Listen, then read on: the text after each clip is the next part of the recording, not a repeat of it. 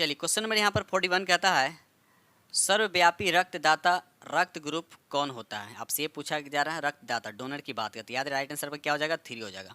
ओ क्या करता है सभी को दे सकता है, ठीक है ना। चाहे ए को देगा, बी को भी दे सकता है और ए बी को दे सकता है और ओ को भी दे सकता है, ठीक है। एक होता है ए बी, ये क्या होता है रक्त ग्राही होता है, इस सभी से रक्त ले सकता है, ठीक है ना। इस सभी से क्या कर सकता है रक्त ले सकता है, लेकिन दे सकता है सिर्फ किसको ए बी को ही देगा, तो ये ध्यान रखिएगा। चलिए बढ़ते हम लोग अगले प्रश्न की तरफ। चलिए रहा क्वेश्चन नंबर आपका 42 कहता है यहाँ पे सबसे लंबी जीवित वृक्ष कौन है। आपसे पूछा सबसे लंबी जीवित वृक्ष कौन है, तो इसका राइट आंसर आपका 2 हो जाएगा सिकुआ। याद रखिएगा सिकुआ, ठीक है। चलिए क्वेश्चन नंबर 43 कहता है किस वनस्पति खाद्य में अधिकतम प्रोटीन होता है। देखिए प्रोटीन की बात करें तो सबसे ज़्यादा प्रोटीन किस में होता है, सोयाबीन में होता है, ठीक है।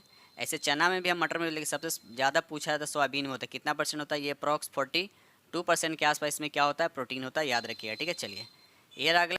चलिए क्वेश्चन नंबर यहाँ पर 44 कहता है कृत्रिम प्रकाश क्या है, तो इसका राइट आंसर 3 हो जाएगा प्रकाश संश्लेषण का कारण हो सकता है। याद रखिए प्रकाश संश्लेषण का कारण हो सकता है। और साथ साथ ये भी याद रखिएगा प्रकाश संश्लेषण की क्रिया जो है रेड प्रकाश में सबसे ज़्यादा होता है और बैगनी में क्या होता है सबसे कम होता है, याद रखिए, ठीक है। चलिए बढ़ते हम लोग अगले प्रश्न की तरफ। चलिए क्वेश्चन नंबर आपका 45 कहता है एक लोहे के गेंद को गर्म किया जाता है तो सर्वाधिक प्रतिशत वृद्धि होगी तो किसका, तो याद है इसका राइट आंसर 3 हो जाएगा आयतन में सबसे ज़्यादा क्या होगा वृद्धि होगा। याद रखिए आयतन में सबसे ज़्यादा क्या होगा वृद्धि आपको देखने को मिलेगा। ये रहा अगला प्रश्न क्वेश्चन नंबर यहाँ 46 कहता है यदि किसी चुंबक को 2 बराबर लंबाई के 2 टुकड़ों में काट दिया जाए तो क्या होगा, तो इसका राइट आंसर 3 हो जाएगा दोनों टुकड़ों संपूर्ण चुंबक की तरह कार्य करे। ये टुकड़ा है इसको हम बराबर भागों में डिवाइड करते हैं, ठीक है। जैसे पहले से मान लिया नॉर्थ है साउथ था, जब डिवाइड करेंगे तो फिर उससे क्या होगा एक पर नॉर्थ एक पर साउथ क्रिएट हो जाता है, ठीक है। इन्हें कि सिंगल एक पर नॉर्थ हो गया एक पर साउथ, ऐसा नहीं होता। जब भी हम टुकड़े करेंगे तो एक पर नॉर्थ और साउथ क्रिएट होगा, फिर अगेन टुकड़ा करें तो इस तरह से क्या होता है नॉर्थ और साउथ बनता रहता है, ठीक है। चलिए क्वेश्चन नंबर 47 कहता है मनुष्य में मांसपेशियों में थकावट किसके जमा हो जाने के कारण होते, तो इसका राइट आंसर आपका ये हो जाएगा लैक्टिक अम्ल के कारण। याद है लैक्टिक अम्ल किस में होता है, दूध, जैसे दूध से दही बनाते हैं, यानी खट्टे दूध बोल सकते हैं दही बोल सकते हैं, उसमें क्या होता है लैक्टिक अम्ल होता है, ठीक है। चलिए क्वेश्चन 48 कहता है सूची 1 को सूची 2 से क्या करना सुमेलित करना है। तो देखिए यहाँ पर ABC जो आपको पहले पता हो उसको मैच कर लीजिए। अगर हम बात करते हैं बाइट की बात करते हैं बी, ए को थोड़ा सा छोड़ दें, बी क्या होता है बाइट कंप्यूटर से रिलेटेड, मतलब ए का बी का हो जाएगा आपका 4, ठीक है। रिएक्टर क्या होता है ये भूकंप की तीव्रता, मतलब सी का हो जाएगा आपका 2। बार किस में होता है दाब, यानी डी का हो जाएगा आपका 1। तो जो पहले आ रहा है पहले आप कर लेते, बाकी बचा 3 तो मिला ली 3 4 2 1। देखिए किस ऑप्शन में है 3 4 2 1, तो राइट आंसर आपका क्या जा रहा है, राइट आंसर आपका 2 हो रहा है, ठीक है। यहाँ पर राइट आंसर आपका 2 हो जाएगा, ठीक है, मिला लीजिएगा। चलिए बढ़ते हम लोग अगले प्रश्न की तरफ।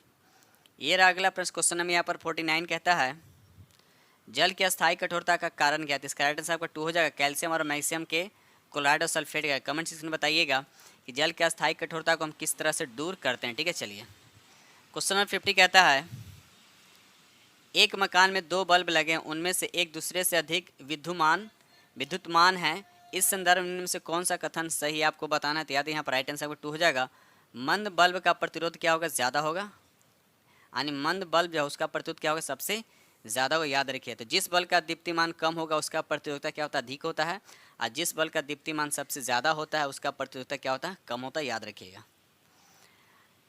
ये रहा अगला प्रश्न क्वेश्चन नंबर यहाँ पर 51 कहता है निम्न सभी बीमारियों का वायरस होता है सिवाय एक को छोड़कर। यहाँ पर जो दे रखा है एक जो होता है वो वायरस से नहीं होता, बाकी 3 जो बीमारी यहाँ पर है।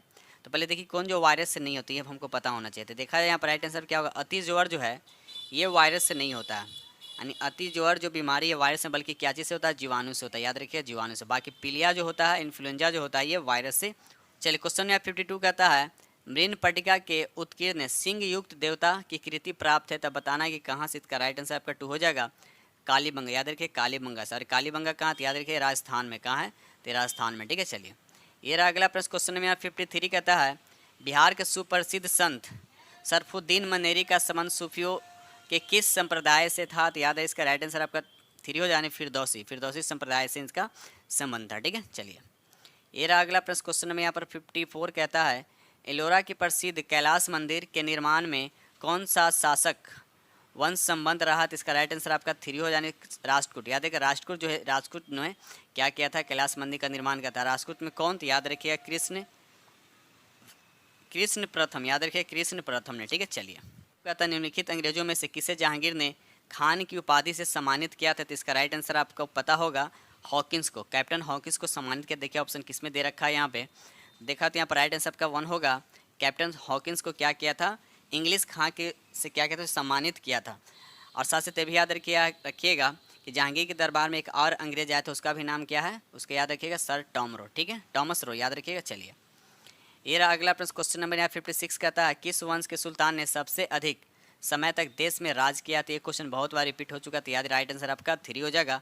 तुगलक वंश सबसे ज़्यादा किया, याद रखिएगा। चलिए आगे बढ़ते हम लोग, ये क्वेश्चन नंबर यहाँ पर 57 कहता है केंद्रीय आलू अनुसंधान केंद्र पटना ने हाल ही में किस नाम से एक बैगनी आलू की विकास किया? तो इसका राइट आंसर आपका 1 हो जाएगा, कुफरी मानिक, याद रखिए कुफरी मानिक नाम है, ठीक है। क्वेश्चन 58 कहता है किसी पर्वताग्र यानी माउंट फ्रंट के साथ जलोढ़ पंख को जोड़ने की श्रृंखला क्या कहलाती है? तो याद है इसका राइट आंसर आपका ये हो जाएगा, उसको बोलते हैं बजडा, क्या बोलते हैं उसको? बजडा बोला जाता है, ठीक है। चलिए, ये रहा अगला प्रश्न, क्वेश्चन नंबर 59 कहता है पहला तैरता हुआ सौर ऊर्जा संयंत्र बिहार के किस स्थान पर बनाया गया? तो याद रखिए इसका राइट आंसर आपका 2 हो जाए, दिलबरपुर, याद रखिए दिलबरपुर वाली कहाँ? तो याद रखिए दरभंगा में, ठीक है। चलिए, ये रहा अगला प्रश्न, क्वेश्चन नंबर यहाँ पर 60 कहता है वर्ष 2019 से 20 के आर्थिक सर्वेक्षण के अनुसार किस जिले के प्रति व्यक्ति की आय सबसे कम है? ये आपको बताना है, तो याद है इसका राइट आंसर आपका 2 हो जाएगा, शिवर, याद रखिए शिवर। साथ तभी याद रखिएगा बिहार के किस डिस्ट्रिक्ट का डेंसिटी सबसे ज़्यादा? तो याद रखिएगा शिवहर का, ठीक है, याद रखिएगा। बढ़ते हम लोग अगले प्रश्न की तरफ। क्वेश्चन नंबर 61 कहता है वर्ष 1920 में लाहौर से लाला लाजपत राय द्वारा उर्दू का कौन सा समाचार पत्र प्रारंभ किया गया था? तो इसका राइट आंसर आपका ये हो जाएगा वंदे मातरम, याद रखिएगा वंदे मातरम। साथ साथ भी याद रखिएगा लाला लाजपत राय को पंजाब केसरी भी कहा जाता है, क्या कहा था? पंजाब केसरी भी कहा जाता है, ठीक है। चलिए, ये रहा अगला प्रश्न, क्वेश्चन नंबर यहाँ पर 62 कहता है भारतीय राष्ट्रीय कांग्रेस को किसने भीख मांगने वाली संस्था कहा था? भीख मांगने वाली संस्था कहा था, तो याद रखिए इसका राइट आंसर आपका 2 हो जाएगा, तिलक ने, याद रखिए यानी लोकमान बाल तिलक ने कांग्रेस को कहा था, ठीक है। चलिए, बढ़ते हम लोग अगले प्रश्न की तरफ। ये रहा क्वेश्चन नंबर आपका 63 कहता है इंडिया इंडिपेंडेंस लीग की स्थापना किसने किया था? तो इसका राइट आंसर 3 हो जाएगा, रास बिहारी बोस, याद रखिए रास बिहारी बोस, ठीक है। चलिए, ये रहा अगला प्रश्न, क्वेश्चन नंबर यहाँ पर 64 कहता है निम्नलिखित में से किस भारतीय नेता ने खिलाफा आंदोलन का समर्थन नहीं किया था? तो इसका राइट आंसर आपको क्या हो जाएगा, 2 हो, यानी मदन मोहन मालवीय, याद रखिए मदन मोहन मालवीय, ठीक है। चलिए, ये खिलाफत आंदोलन के समर्थक नहीं थे बल्कि उसके विरोध में थे, ठीक है। आगे बढ़ते हम लोग अगले प्रश्न की तरफ। ये रहा क्वेश्चन नंबर आपका 65 कहता है दिल्ली में उनके राजकीय प्रवेश के अवसर पर बम फेंका गया था। तो आपको बताना किस पर फेंका गया था बम? तो इसका राइट आंसर आपका 2 हो जाएगा, लॉर्ड हार्डिंग पे फेंका गया था, याद रखिए लॉर्ड हार्डिंग पे ये बम फेंका गया था, ठीक है। बढ़ते हम लोग अगले। चलिए, क्वेश्चन नंबर 66 कहता है आपको सूची 1 को सूची 2 से सुमेलित करना है। तो नंबर ए दे रखा है इंडिया लीग, इंडिया लीग क्या हो, शिशिर कुमार घोष हो, यानी 1 का 1 हो जाएगा, ए का 1 हो जाएगा। बी का अगर बात करते हैं इंडियन एसोसिएशन, ये हो जाएगा आनंद मोहन बोस, यानी बी का हो जाएगा आपका 2 हो जाएगा। भारतीय राष्ट्रीय उदार संघ, इसका हो जाएगा, सी का हो जाएगा आपका 4 हो जाएगा। और डी का आपका हो जाएगा यूनाइटेड इंडिया पैट्रियाटिक का हो जाएगा सर सैयद अहमद खां, यानी 3। तो 1 2 4 देखिए किस ऑप्शन में 1 2 4 राइट आंसर आपके यहाँ पे 3 पे लॉक हो रहा है, याद रखिएगा। चलिए, बढ़ते हम लोग अगले प्रश्न की तरफ। चलिए, क्वेश्चन में यहाँ पर 67 कहता है निम्नलिखित में कौन सुमेलित नहीं है? तो यहाँ पर देखा है तो आपका 2 और 4 आपका सुमेलित नहीं है। ये ईस्ट इंडिया एसोसिएशन कलकत्ता में नहीं बल्कि लंदन में है, याद रखिएगा। और इंडिया एसोसिएशन ये मुंबई में नहीं बल्कि कलकत्ता में है, ठीक है। तो आपसे पूछ के आ रहा है कि कौन सुमेलित, राइट आंसर बन जाएगा 3, ठीक है। चलिए, ये रहा अगला प्रश्न, क्वेश्चन में यहाँ पर 68 कहता है वर्ष 1934 में पटना में अखिल भारतीय कांग्रेस समाजवादी पार्टी के संयोजक कौन था? तो इसका राइट आंसर आपका ये हो जाएगा आचार्य नरेंद्र देव, याद रखिएगा आचार्य नरेंद्र देव, ठीक है। चलिए, अगले प्रश्न की तरफ। ये रहा अगला प्रश्न, क्वेश्चन नंबर 69 कहता है कांग्रेस के एक अधिवेशन में एक गवर्नर जनरल ने भाग लिया था, उक्त गवर्नर जनरल और अधिवेशन स्थल निम्न में से कौन सा था? ये आपको बताना है। तो इसका राइट आंसर आपका 2 हो जाएगा, लॉर्ड वेलिंगटन, याद रखिए कहाँ, मुंबई में। और ये अधिवेशन कब हुआ था? तो 1915 में, याद रखिएगा। चलिए, यार कौन सा अधिवेशन था? ये 30वां अधिवेशन था, ये भी याद रखिए 30वां अधिवेशन था, ठीक है। चलिए, ये रहा अगला प्रश्न, क्वेश्चन नंबर यहाँ पर 70 कहता है निम्न में कौन वर्ष 1928 में इंडिपेंडेंस फॉर इंडिया लीग के गठन से संबंध था? तो इसका राइट आंसर आपका 3 हो जाएगा, राइट आंसर आपका 3 हो, यानी 1 और 2 दोनों, यानी राइट आंसर आपका 3, ठीक है। चलिए, आगे अगले प्रश्न की तरफ। चलिए अगला प्रश्न क्वेश्चन नंबर यहाँ पर 71। चलिए आपका क्वेश्चन नंबर 71 कहता है यदि भारतीय संघ में एक नए राज्य का सृजन किया जाता है तो संविधान के किस अनुसूची का संशोधन अवश्य करना पड़ेगा। तो याद रखिएगा प्रथम अनुसूची, यानी राइट आंसर आपका 3 हो जाएगा, क्योंकि प्रथम अनुसूची जो है ये राज्य से संबंधित है। तो जो भी अगर नए राज्य का सृजन किया जाएगा तो संविधान का संशोधन प्रथम अनुसूची में किया जाएगा। ठीक है, चलिए बढ़ते हम लोग अगले प्रश्न की तरफ। ये रहा अगला प्रश्न क्वेश्चन नंबर यहाँ पे 72 कहता है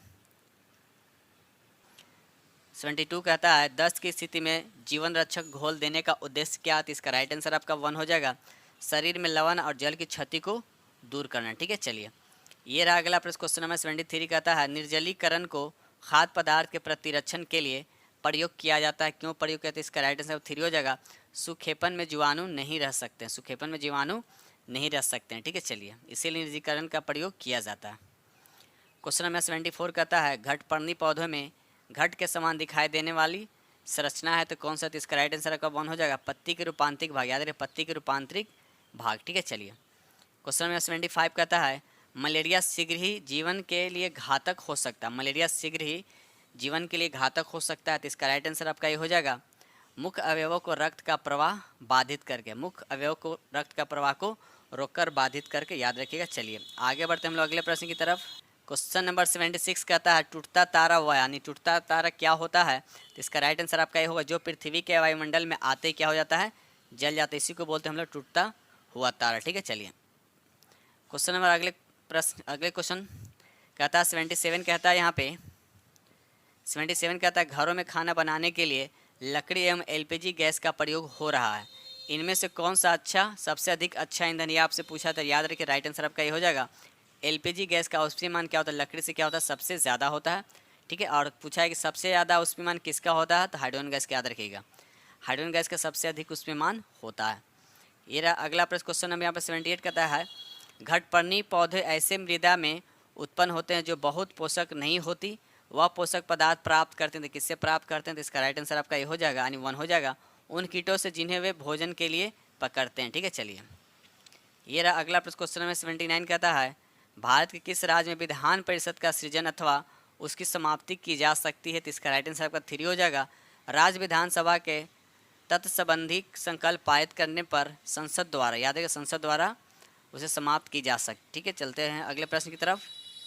ये रहा क्वेश्चन नंबर आपका 80 कहता है भारत में केंद्र राज्य वित्तीय संबंध किसकी संतुष्टि से निर्धारित होता है। तो इसका राइट आंसर आपका 3 हो जाएगा, वित्त आयोग से। याद रखिए वित्त आयोग से निर्धारित होता है, और वित्त आयोग का गठन किस अनुच्छेद में, तो याद रखिए 280 के अनुच्छेद में है। इसके गठन का अधिकार जो किसको होता है, तो प्रेसिडेंट को होता है। याद रखिएगा। चलिए क्वेश्चन नंबर 81 कहता है भारतीय गणतंत्र को 26 जनवरी 1950 को सही संवैधानिक वस्तुनिष्ठ अन्य स्टेट्स क्या थी जब संविधान लागू किया गया था। तो याद रहे इसका राइट आंसर आपका 2 हो जाएगा, संपूर्ण प्रभुत्व संपन्न लोकतंत्रात्मक गणराज्य। याद रखिएगा। चलिए ये रहा अगला प्रश्न क्वेश्चन नंबर यहाँ पर 82 कहता है भारत की संसद ने किस वर्ष नागरिकता अधिनियम पारित किया था। नागरिकता अधिनियम कब पारित किया था, तो याद रखिए इसका राइट आंसर आपका 1 है 1955। याद रखिए 1955 में पारित किया गया था। ठीक है, चलिए ये रहा अगला प्रश्न क्वेश्चन नंबर 83 कहता है निम्नलिखित में से कौन सा एक लोकसभा और राज्यसभा की गणपूर्ति करता है। तो इसका राइट आंसर आपका कुल सदस्य का 1/10। याद रखिए बहुत बारी क्वेश्चन में डिस्कस किया जा चुका है। ठीक है ना, याद रखिएगा। कुल क्वेश्चन में 84 कहता है निम्न में कौन एक राज्य के नीति के निर्देशक तत्व से संबंधित नहीं। तो इसका राइट आंसर आपका 3 हो जाएगा, यानी अस्पृश्यता का उन्मूलन। याद रखिएगा। चलिए किस अनुच्छेद के तहत, किस अनुच्छेद में आता है, याद है अनुच्छेद 17 में। याद रखिए अनुच्छेद 17 में। ठीक है, चलिए ये रहा अगला क्वेश्चन नंबर 85 कहता है निम्न से किस एक का संरक्षण भारतीय नागरिक का मूल कर्तव्य है। तो इसका राइट आंसर आपका क्या होगा, तो 3 होगा, यानी वन्य प्राणी। याद रखिएगा वन्य प्राणी। ठीक है, बढ़ते हम लोग अगले प्रश्न की तरफ। क्वेश्चन नंबर यहाँ पर 86 कहता है विवाह विच्छेदन गोद लेना संविधान के 7वें सूची में निम्नलिखित के अंतर्गत सम्मिलित किए गए। तो आपको बताना किसके अंतर्गत इसको सम्मिलित किया गया है। तो इसका राइट आंसर आपका देख लीजिए, राइट आंसर आपका 3 हो जाएगा, सूची 1 समवर्ती सूची में। याद रखिए राइट आंसर आपका 3 हो जाएगा। ठीक है, चलिए क्वेश्चन नंबर यहाँ पे 87 कहता है जीवन चक्र की दृष्टि से पौधों के सबसे महत्वपूर्ण अंग आपसे पूछा जा रहा है। तो इसका राइट आंसर आपका क्या हो जाएगा, तो जड़ हो जाएगा। क्या हो जाएगा, जड़ हो जाएगा। ठीक है, चलिए क्वेश्चन नंबर यहाँ पर 88 कहता है भारत में गरीबी को परिभाषित किया है, भारत में गरीबी को परिभाषित किया गया है। तो कैसे परिभाषित किया, याद रखिएगा। इसका राइट आंसर आपका 3 यानी कैलोरी प्राप्ति से। याद है कैलोरी प्राप्ति कैसे, तो याद है कि शहरी में 2100 कैलोरी, अगर ग्रामीण में बात करें हम तो 2400 कैलोरी। अगर किसी को शहरी में कैलोरी 2100 से कम होता है या ग्रामीण में 2400 से कम होता है, तब हम बोलते हैं कि वो जो है गरीबी रेखा के नीचे आता है। याद रखिएगा, यानी भोजन में प्रतिदिन शहरी क्षेत्र में 2100 कैलोरी और ग्रामीण क्षेत्र में 2400 कैलोरी न पाने वाले को क्या बोला जाता है, गरीबी रेखा से नीचे बोला जाता है। तो राइट आंसर आपका क्या हो जाएगा, 3। अभी याद रखिए शहरी में कितना होना चाहिए, 21, और गांव में कितना, 2400 कैलोरी। याद रखिएगा। चलिए क्वेश्चन नंबर 89 कहता है, निम्न में कौन सा एक राष्ट्रीय ग्रामीण स्वास्थ्य मिशन से संबंधित नहीं है। तो याद है इसका राइट आंसर आपका 1 हो जाएगा। यह कार्य 11वीं पंचवर्षीय योजना में प्रारंभ किया गया था। ठीक है, चलिए आगे बढ़ते हम लोग क्वेश्चन नंबर 90 की तरफ। राष्ट्रीय सामाजिक सहायता प्रोग्राम का उद्देश्य क्या है। तो इसका राइट आंसर आपका 4 हो जाएगा। उपयुक्त में से एक से अधिक। याद रखिए उपयुक्त में से एक से अधिक हो जाएगा। ठीक है, चलिए क्वेश्चन यहाँ पर 91 कहता है, पलाची माड़ा जो पर्यावरण की अपार क्षति के कारण चर्चा में था, अवस्थित है, आपको बताना है कहाँ। तो याद रखिए इसका राइट आंसर आपका 3 यानी केरल में। याद रखिएगा केरल में। बढ़ते हम लोग अगले प्रश्न की तरफ। क्वेश्चन 92 का दामोदर सहायक नदी, आप बताना है कि दामोदर सहायक नदी, तो बताना है कि ये किसकी है। तो याद रखिए हुगली की। याद रखिएगा हुगली की। ठीक है, दामोदर नदी झारखंड के एक छोटा सा नगर क्षेत्र से निकलकर पश्चिम बंगाल में पहुंचती है। ठीक है, तथा हुगली नदी में क्या होता है, विलीन हो जाती है। इसका मतलब ये हो कि दामोदर जो है हुगली नदी का क्या हो गया, आपका सहायक नदी हो गया। ठीक है, चलिए आगे बढ़ते हम लोग अगले प्रश्न की तरफ। क्वेश्चन नंबर 93 कहता है, निम्न में से किसे आम सामान्य रूप से टॉर्नेडो से संबंधित है। तो इसका राइट आंसर आपका 3 हो जाएगा। ये यूएसए। याद रखिए यूएसए का क्या है, ये हवा है, तूफान बोल सकते हैं, बवंडर बोल सकते हैं। ठीक है, आगे बढ़ते हम लोग अगले प्रश्न की तरफ। क्वेश्चन नंबर यहाँ पे 94 कहता है, निम्न में किसे आप कायांतरिक चट्टानों से संबंध करेंगे। किसको आप कायांतरिक चट्टानों से संबंध करेंगे। तो इसका राइट आंसर आपका हो जाएगा मैग्नीज। याद रखिए मैग्नीज। ठीक है, चलिए आगे बढ़ते हम लोग अगले प्रश्न की तरफ। यहाँ पर देखिए आपको सूची दे रखा है, आपको मिलान करना है। ठीक है, तो पहले एक में दे रखा है ब्रजरात नगर। ब्रजरात नगर किस लिए फेमस, तो वहाँ कागज़ हो जाएगा। ए का हो जाएगा आपका 4 हो जाएगा। अब बी का हो जाएगा आपका क्या होगा, तो बी का 1 हो जाएगा सीमेंट, यानी 4-1। देखिए 4-1 मिल रहा है किसी ऑप्शन में 4-1, तो राइट आंसर को मिल रहा है 3। तो बस 1-2 मिल गया, बस मिला लीजिएगा, बाकी आप लोग खुद से कर लेंगे। ठीक है, चलिए तो राइट आंसर आपका 3 हो गया। ये रहा अगला प्रश्न। क्वेश्चन नंबर यहाँ पर 96 कहता है, निम्नलिखित नदी घाटी परियोजनाओं में से किस एक का लाभ एक से अधिक राज्यों को प्राप्त होता है। तो इसका राइट आंसर आपका 1 होगा, यानी चंबल घाटी परियोजना। याद रखिए चंबल घाटी परियोजना। ठीक है, साथ साथ ये भी याद रखिएगा कि चंबल नदी जो है ये यमुना की सहायक नदी है। यमुना की सहायक नदी, और जैसे केन हो गया और बेतवा हो गया, ये भी यमुना की सहायक नदी है। अगर यमुना की बात करें तो ये भी किसी का सहायक नदी है, और किसका है, तो ये गंगा की सहायक नदी, यानी गंगा की सबसे बड़ी सहायक नदी कौन है, तो यमुना। साथ साथ ये भी याद रखिएगा। क्वेश्चन नंबर यहाँ पे 97 कहता है, निम्न अक्षांश वानी उत्तरी और दक्षिणी में से किसे आप हॉर्स अक्षांश से संबंध करेंगे। तो इसका राइट आंसर आपका यानी 30 डिग्री को। याद रखिए 30 डिग्री को। ठीक है, चलिए ये रहा अगला प्रश्न। क्वेश्चन नंबर 98 कहता है, निम्न में से भारत में किस राज्य या संघीय क्षेत्र का भौगोलिक क्षेत्रफल का अधिकतम भाग वन आच्छादित यानी वन सबसे ज़्यादा, ये आपसे पूछा जा रहा था। राइट आंसर आपका 2 हो जाएगा, अंडमान एंड निकोबार। अंडमान एंड निकोबार। ठीक है, चलिए बढ़ते हम लोग अगले प्रश्न की तरफ।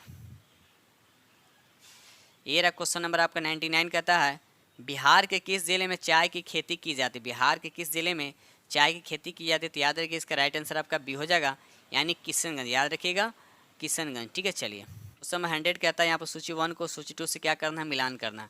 और खनिज तेल की बात हो जाएगा गुजरात, यानी ए का हो जाएगा आपका 3, और बी का हो जाएगा राजस्थान, यानी जिप्सम का हो जाएगा राजस्थान, यानी 3-4। और सोना के देखा जाए तो हो जाएगा कर्नाटक, सोना हो जाएगा कर्नाटक, यानी 2 हो जाएगा, यानी सी का हो जाएगा 2। और बॉक्साइड के लिए हो जाएगा आपका 1, यानी उड़ीसा। यानी 3-4-2-1। देखिए 3-4-2-1 किस ऑप्शन में है, तो 3-4-2-1 राइट ऑप्शन आपका 3 हो जाएगा। ठीक है, चलिए बढ़ते हम लोग अगले प्रश्न की तरफ। क्वेश्चन नंबर यहाँ पर 101 कहता है, देश का आधे से अधिक उत्पादित चावल जिन 4 राज्यों से प्राप्त होता है वो बताते। याद सबसे ज़्यादा भारत के किस राज्य में चावल होता है। तो याद रखिए पश्चिम बंगाल में, यानी वेस्ट बंगाल में सबसे ज़्यादा होता है। तो देखिए वेस्ट बंगाल सबसे पहले होना चाहिए, तो 2 ऑप्शन में दे रखा है यहाँ पे, तो राइट आंसर आपका बी हो जाएगा। सबसे ज़्यादा चावल कहाँ होता था, पश्चिम बंगाल, उसके बाद उत्तर प्रदेश, उसके बाद पंजाब, और उसके बाद दे रखा आपका आंध्र प्रदेश। याद रखिएगा। ठीक है, चलिए ये रहा अगला प्रश्न। क्वेश्चन नंबर हम लोग आते हैं अगले प्रश्न की तरफ। चलिए क्वेश्चन में यहाँ पर 100 एक कहता है हिमालय पर्वत श्रृंखला एक प्रकार का क्या है, तो इसका राइट आंसर आपका 3 हो जाए। ये वलित पर्वत, याद रखिएगा वलित पर्वत है, याद रखिएगा। चलिए बढ़ते हम लोग अगले प्रश्न की तरफ। क्वेश्चन नंबर 103 कहता है संगम योजना का उद्देश्य, संगम योजना का क्या उद्देश्य है, तो इसका राइट आंसर आपका 3 हो जाएगा। विकलांगों की सहायता, यानी विकलांगों की सहायता से संबंधित है, ठीक है। चलिए ये रहा अगला प्रश्न। क्वेश्चन नंबर 104 कहता है रेडियोधर्मी पदार्थ उत्सर्जित करता है, तो रेडियोधर्मी पदार्थ जो होता है उससे अल्फ़ा बीटा और गामा किरणें क्या होता है, हमेशा निकलता रहता है। तो यहाँ पर राइट आंसर देखा जाए तो 4 हो जाए, उपयुक्त में से एक से ज़्यादा अल्फ़ा भी हो जाएगा, बीटा भी हो जाएगा, गामा भी हो जाएगा। अल्फ़ा पे पॉजिटिव होता है, गामा पे क्या होता है निगेटिव होता है, सॉरी बीटा पे निगेटिव होता है और गामा पे कोई चार्ज नहीं होता है, यानी निगेटिव पॉजिटिव मतलब न्यूट्रल होता है। और सबसे ज़्यादा इसमें आवेश किसका होता है, ये आवेश कर सबसे ज़्यादा स्पीड किसका होता है, तो गामा को होता है स्पीड सबसे ज़्यादा, और अल्फ़ा का क्या होता है सबसे कम होता है, ठीक है। चलिए आगे बढ़ते हैं हम लोग अगले प्रश्न। क्वेश्चन नंबर 105 कहता है कार्डमम पहाड़ियाँ जिन राज्यों की सीमाओं पर स्थित है, तो बताना वो कौन सा राज्य है, तो इसका राइट आंसर आपका 3 हो जाए, केरल और तमिलनाडु, याद है केरल और तमिलनाडु, ठीक है। चलिए ये रहा अगला प्रश्न। क्वेश्चन नंबर 106 कहता है दाल को बनाने से पहले धोने से जल का रंग मटियाला हो जाता है, ठीक है। तो आपको बताना क्यों हो जाता है, इसका राइट आंसर आपको बताने हैं कि क्यों हो जाता है। तो इसका राइट आंसर आपका 3 हो, यानी दाल पर जमी अशुद्धियाँ पानी में क्या होता है घुल जाती, इसी की वजह से। बिल्कुल इजी क्वेश्चन है। चलिए रहा क्वेश्चन नंबर आपका 107 कहता है ग्रामीण क्षेत्रों में कागज़ की लुदगी टोकरी पर लगाई जाती है, उसे क्यों लगाया जाता है, किस लिए लगाया जाता है, इसका राइट आंसर आपका 3 हो जाएगा। पक्की और टिकाऊ बनाने के लिए लगाई जाती है, ठीक है।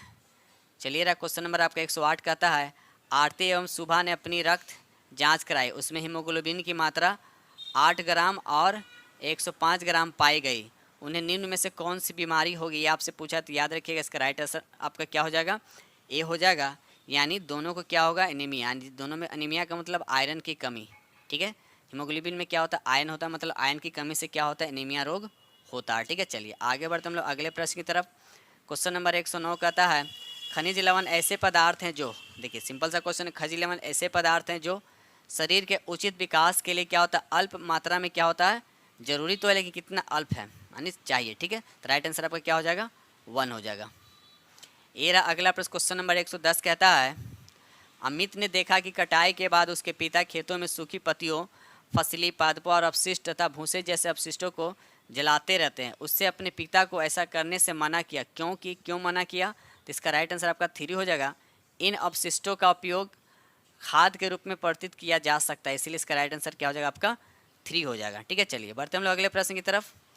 ये रहा क्वेश्चन नंबर 11 कहता है सरकार ने विद्यालयों में दोपहर मध्याह्न के भोजन की शुरुआत की है, तो क्यों की, तो इसका राइट आंसर आपका 3 हो जाए बच्चों को विद्यालय आने के लिए प्रोत्साहित करने के लिए, बच्चों को विद्यालय आने के लिए यानी प्रोत्साहित करने के लिए, राइट आंसर आपका क्या हो जाएगा 3 हो जाएगा, ठीक है। चलिए ये रहा क्वेश्चन नंबर आपका 112 कहता है भागीरथी नदी पर बना टिहरी बांध निम्नलिखित में से किस राज्य, देखिए बहुत बार क्वेश्चन पूछा गया, कभी पूछा था कि टिहरी बांध जो है किस नदी पे है, अब पूछ दिया कि भागीरथी नदी पर जो बनाया गया टिहरी बांध है तो किस राज्य में, तो उत्तराखंड में। तो पहला तो क्वेश्चन आपको याद होना चाहिए कि टिहरी बांध जो किस नदी पे है, तो भागीरथी नदी पे, और ये किस राज्य में, तो उत्तराखंड में। तो राइट आंसर आपका क्या हो जाएगा 2 हो जाएगा, ठीक है। चलिए आशा से ये भी याद रखिए कि टिहरी बांध जो है ये भारत का सबसे ऊंचा बांध है, कितना हाइट है इसका, तो 260 मीटर के आसपास इसकी हाइट है, और इसकी लंबाई कितना है, तो 592 मीटर, याद रखिएगा। चलिए क्वेश्चन नंबर यहाँ पर 113 कहता है ब्रह्मा कमल प्राकृतिक रूप से पाया जाता है, ब्रह्मा कमल जो प्राकृतिक रूप से पाया जाता है किसमें पाया जाता है, इसका राइट आंसर आपका हो जाएगा, यहाँ पर देख लेते हैं, राइट आंसर आपका क्या हो जाएगा, यहाँ पर 3 हो जाएगा। फूल की घाटी में, याद रखिएगा फूल की घाटी में ये पाया जाता है, याद रखिएगा। क्वेश्चन नंबर 114 कहता है गंगा नदी निम्नलिखित में से किस राज्य से नहीं गुजरती थी, राइट आंसर क्या हो जाएगा आपका 3 हो, यानी मध्य प्रदेश से क्या होता है नहीं गुजरता। अब रहा सवाल की गंगा नदी किस किस राज्य से गुजरता, तो यूपी से, बिहार से, वेस्ट बंगाल यानी पश्चिम बंगाल बोल सकते हैं, और झारखंड से और उत्तराखंड, तो ये स्टेट से क्या होता है आपका गंगा नदी क्या होता है बहता है। और गंगा नदी की बात है तो इसकी लंबाई याद रखिए, तो 2525 किलोमीटर इसकी टोटल लंबाई है। अच्छा कमेंट सेक्शन में आप लोग बताइएगा कि बिहार में गंगा नदी की लंबाई कितना है, कमेंट्स में लिखकर जरूर बताइए कि बिहार में गंगा नदी की लंबाई कितना है, ठीक है। चलिए बढ़ते हम लोग अगले प्रश्न की तरफ। ये रहा क्वेश्चन नंबर आपका 115 भारत में किसने जन योजना निर्मित किया था, भारत में किसने जन योजना निर्मित किया था, आपका राइट आंसर बताना है, तो इसका राइट आंसर आपका 2 हो जाएगा। एम एन रॉय, याद रखिए एम एन राय ने इस योजना को निर्मित किया था, याद रखिएगा। चलिए बढ़ते हम लोग अगले प्रश्न की तरफ। ये रहा क्वेश्चन नंबर आपका 116। निम्नलिखित में से कौन एक भारत में स्थानीय सरकार का हिस्सा नहीं है, यह आपसे पूछा गया। बिल्कुल इजी क्वेश्चन है, तो राइट आंसर क्या हो जाएगा आपका 3 हो जाएगा, विकास प्राधिकरण, याद रखिएगा विकास प्राधिकरण। ठीक है, चलिए क्वेश्चन नंबर यहाँ पे 117 कहता है भारतीय संसद के प्रत्येक सदन को बुलाने और स्थगित करने का अधिकार किसके पास है, तो राष्ट्रपति के पास। याद रखिएगा बुलाने का और स्थगित करने का अधिकार किसके पास है, तो राष्ट्रपति का। ठीक है, चलिए आगे बढ़ते हम लोग क्वेश्चन नंबर 18।